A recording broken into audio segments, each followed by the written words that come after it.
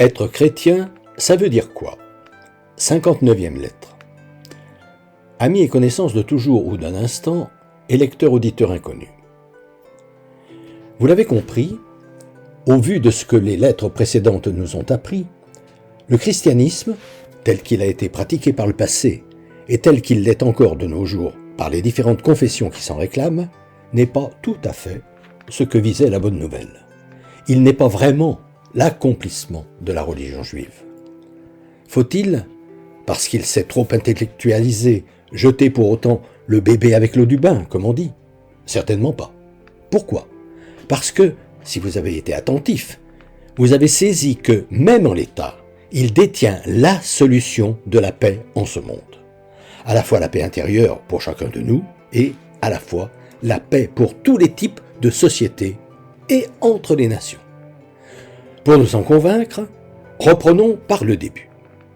La légende biblique nous apprend qu'il y a environ 4000 ans, Dieu choisit entre tous les habitants de la terre Abraham, un homme dont la conscience est parmi celles qui se sont le mieux éveillées, et il le fait se rebeller contre la société injuste dans laquelle il vit, une société qui impose de vivre sous des régimes prônant des valeurs qui n'en sont pas, qui sont à l'opposé des vraies valeurs qu'il sait présentes au fond de lui. Ayant pris conscience que cette façon de vivre idolâtre est sans issue, Abraham quitte son pays, que le récit situe symboliquement très loin, à Ur, en Babylonie, l'Irak actuel, et part à la recherche de ce que le Créateur veut vraiment pour les hommes. Son aventure le conduit jusque dans un pays inconnu, les hauteurs de Canaan, qu'en l'an 135 de notre ère, l'empereur Hadrien appellera la Palestine. Au cours des 2 millénaires qui vont suivre, ses descendants, au terme de bien des épreuves, notamment un esclavage de plusieurs siècles où ils vivront comme émigrés en Égypte, d'où le prophète Moïse les extraira, pratiquent une religion d'un genre nouveau, le judaïsme. Il y a 2000 ans, au sein de cette religion très particulière, puisqu'elle refuse de croire en de multiples dieux, ces idoles qui, sous différents aspects, personnifient les dictats de la possession du pouvoir et du paraître, se lève alors le plus saint d'entre ses fidèles, Jésus, un véritable homme de Dieu, lequel entreprend de sauver le monde en rappelant aux hommes que Dieu a créé l'humanité pour partager son amour. Son message, il l'appelle la bonne nouvelle. Reprenant l'affirmation que nous sommes tous véritablement frères et sœurs, ainsi que l'a expliqué le prophète qui a rédigé le premier chapitre de la Genèse, Jésus proclame de façon claire que, pour vivre heureux, les hommes doivent axer leur vie sur les valeurs divines qu'ils recèlent au fond d'eux, et non se rendre esclaves de toutes les fausses valeurs qu'ils ont inventées et qui sont à l'origine de la plupart de leurs malheurs. Ce qu'il formule en conseillant à ceux qui l'écoutent de laisser s'approcher d'eux le royaume des valeurs de Dieu. Sur un plan pratique, ce conseil se traduit par une évidence que nous devons accepter de nous mettre devant les yeux et sur laquelle son cousin prophète Jean-Baptiste a axé toute sa prédication. Nous naissons tous inégaux. Inégalité dont la raison d'être est d'entraîner les plus favorisés d'entre nous à témoigner qu'ils aiment vraiment leur prochain en remédiant à cette injustice première. Et une observation qu'il a faite lui-même à Nazareth, le petit village de Galilée où il a passé son enfance et son adolescence, nous vivons dans un désert spirituel, un monde où les valeurs divines n'ont pour ainsi dire plus cours, car les hommes les ont remplacées par des soi-disant valeurs censées procurer le bonheur. Posséder toujours plus, se donner toutes les raisons possibles de dominer les autres, et l'illusion que l'on est quelqu'un de plus important qu'on ne l'est en réalité.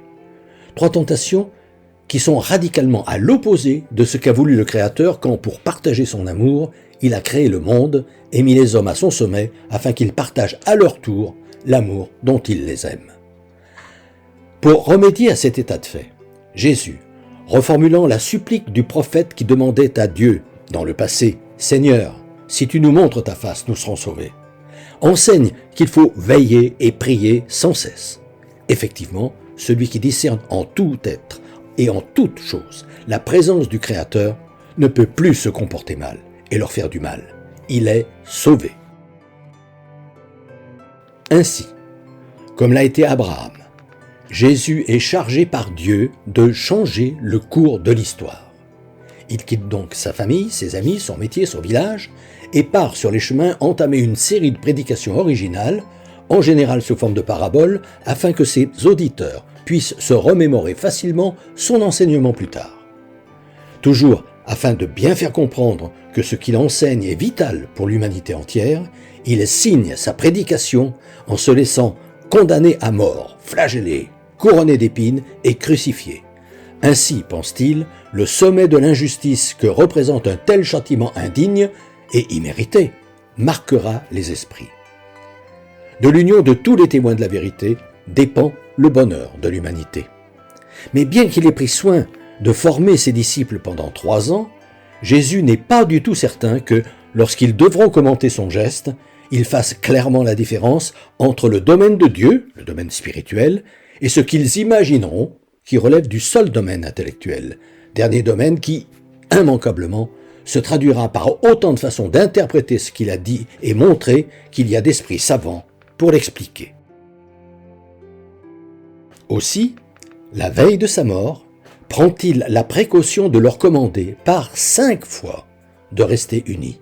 Oui, 5 fois, parce que c'est de cette unité, destinée à passer fraternellement par-dessus toutes les divergences d'opinion, que dépend qu'advienne ce nouvel art de vivre selon la volonté de Dieu qu'il leur a demandé de promouvoir. Lequel art de vivre inédit consiste tout simplement à apprendre aux hommes à vivre vraiment de façon fraternelle, c'est-à-dire en mettant leur spiritualité à la première place qui lui revient de droit. Car, il le sait, si celles et ceux auxquels ils porteront la bonne nouvelle constatent que ses disciples se comportent réellement comme ses frères et sœurs qu'il les invite à devenir, ils seront convaincus qu'ils sont de véritables envoyés de Dieu et que le message de salut qu'ils annoncent est vrai. Cette confusion entre les deux domaines spirituels et intellectuels que Jésus redoute reste un tel souci pour lui qu'après sa résurrection, il prévient Pierre que, maintenant qu'est venu le moment de diriger à son tour sa communauté, un autre, plus tard, le mènera là où il ne voudrait pas aller. En fait, cet autre sera multiple. De façon paradoxale, il sera d'abord Saint Paul lui-même, l'infatigable missionnaire qui, ne cessant de se prétendre apôtre au même titre que les 12 parce que Jésus lui est apparu une fois, intellectualisera la doctrine de Jésus dans des lettres savantes plus ou moins alambiquées, dont l'Église ensuite fera son fondement. Quelques exemples. Épître aux Romains. Prenant au mot le récit de la Genèse, il expliquera que Jésus est mort pour racheter le péché originel qu'ont commis nos premiers parents, une faute si grave qu'il a fallu que la deuxième personne de la Sainte Trinité elle-même, Jésus, descende du ciel et vienne se faire crucifier pour que l'humanité soit pardonnée et revienne dans l'amour de son Créateur. Il se mettra à la place de Dieu pour débattre des conditions d'entrée au paradis. Dieu nous jugera-t-il sur notre foi ou sur nos actes pour nous admettre en son intimité? Première épître aux Corinthiens. Il enseignera que, lorsque Jésus prononce sur le pain et le vin les fameuses paroles « Ceci est mon corps, ceci est mon sang », il ne parlait pas de son message, mais se désignait lui-même. D'où les accusations de cannibalisme portées au début contre les chrétiens, et de nos jours les efforts désespérés que font la plupart de celles et ceux qui vont à l'église pour se persuader que c'est bien Jésus lui-même qui est réellement présent dans les hosties consacrées qu'ils consomment. Une récente étude aux États-Unis a montré qu'un tiers des catholiques ne croyaient pas à cette transsubstantiation. Puis le clergé de Jérusalem, lorsqu'il se rallia aux chrétiens après l'anéantissement du temple en l'an 70, dont la culture du sacrifice va transformer la messe initiale en réactualisation du sacrifice de Jésus mort sur la croix pour racheter l'humanité. Suivi par tous les grands intellectuels chrétiens, à commencer par les pères de l'Église, dont les célèbres saint Irénée et saint Augustin, puis au XIIIe siècle par saint Thomas d'Aquin, lequel s'employa à justifier le bien fondé du christianisme en se basant sur la philosophie d'Aristote, et dont, lors du Concile de Trente organisé pour combattre la réforme protestante, la somme théologique fut en permanence exposée à l'égal de la Bible, sur le maître-autel de l'Église où les pères conciliaires débattaient. Le sommet de la confusion entre les domaines spirituels et intellectuels étant atteint par le pape Léon XIII, au XIXe siècle, qui enseignait que la philosophie de saint Thomas d'Aquin était la base de la foi catholique. Puis par ses successeurs, saint Pie X, allant même jusqu'à écrire en 1910 dans la profession de foi Motu Proprio Sacrorum Antistitum, nous voulons et ordonnons que la philosophie scolastique soit mise à la base des sciences sacrées. En sorte qu'aujourd'hui, où chacun est libre de croire et de penser par lui-même, l'enseignement premier de Jésus étant devenu d'une complication qui confine à l'incompréhensible, la plupart des chrétiens s'éloignent de ces croyances bien trop sophistiquées et ne sont plus, dans les faits, chrétiens que de nom. Encore heureux quand ils continuent de faire baptiser leurs enfants et conservent de leur religion son aspect culturel. Sauf que, alors que leur religion aurait dû les aider à mieux pratiquer les valeurs dont nous avons tous hérité à notre naissance, l'enseignement de Jésus étant désormais ignoré et donc devenu inutile, celles et ceux qui se disent chrétiens mais ne pratiquent pas leur religion sont laissés seuls devant ces valeurs, et en sont réduits à faire avec, comme ils peuvent. Et que le projet de Jésus de révolutionner l'art de gérer la terre est tombé à l'eau. La solution pour remédier à cette carence dramatique, ce n'est évidemment pas à moi, mais aux autorités des différentes églises chrétiennes de la trouver. Peut-être leur suffirait-il de s'inspirer de la manière dont Jésus, puis immédiatement après lui ses amis les apôtres, s'y prirent pour propager la bonne nouvelle. Manière que je rappelle, quand ils arrivaient dans une localité, ils commençaient par se rendre à la synagogue pour révéler à leurs frères juifs que Jésus était venu accomplir tout ce que les prophètes avaient annoncé, qu'il était ce Messie qu'ils attendaient.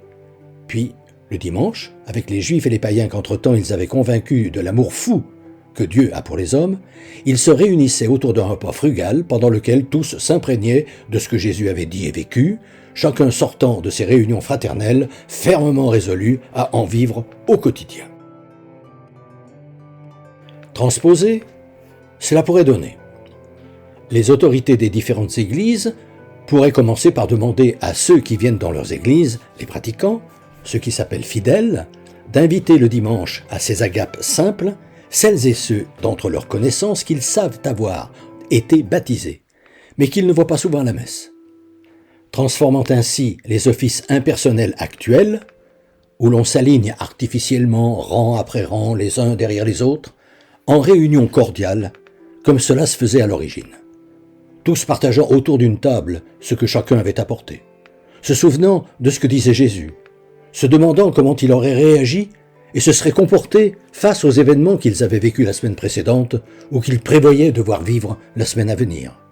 Chacun s'engageant à mettre vraiment dans sa vie ce qu'il avait enseigné au rappel de ses paroles « Ceci est mon corps, ceci est mon sang, faites cela en mémoire de moi ». L'Église veillant à supprimer tous ces dogmes qu'elle a accumulés au fil des siècles et ne cesse d'asséner dans les invocations qu'elle fait lire ou réciter, mais qui sont impossibles à supporter pour qui fait attention à ce qu'elles lui font dire.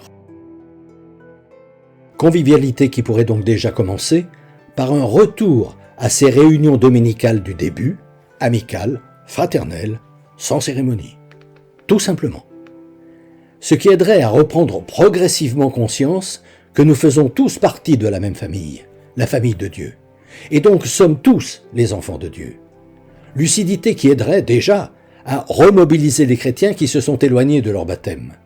Puis, au fil du temps, la bonne nouvelle ayant ainsi été réactivée et redevenue motivante, permettrait à l'enseignement lumineux de Jésus de s'épandre comme une tache d'huile jusqu'au bout du monde et faire que s'accomplisse enfin le projet qu'il avait de renouveler la face de la terre, son projet de salut universel. Ainsi, les chrétiens pratiquants, ayant laissé s'approcher d'eux le royaume des valeurs de Dieu, vivraient-ils la joie du bon pasteur qui retrouve la brebis qu'il avait perdue, ou celle du père qui, dans la parabole, pour justifier l'accueil qu'il a réservé à son fils prodigue de retour, dit à son fils aîné « Il fallait bien festoyer et se réjouir, puisque ton frère qui était mort est revenu à la vie. Il était perdu et le voilà retrouvé. » Mais, me demanderez-vous, que deviendrait alors la messe, telle qu'elle est célébrée actuellement? Elle pourrait être réservée aux grandes fêtes anniversaires des événements importants de la vie de Jésus, de Marie ou des saints, également au baptême, qui ne serait plus administré en catimini après que les pratiquants aient quitté l'église le dimanche, comme l'usage en est venu aux catholiques, à force de perdre le sens des paroles et des gestes de Jésus, mais redeviendrait de grandes fêtes pour toute la communauté chrétienne, et bien entendu, aux cérémonies classiques, les confirmations, les mariages et les enterrements. Les prêtres reprenant dès lors leur rôle d'officiants auquel ils ont été formés. Cette révolution pourrait être aussi simple que ça. Fraternellement.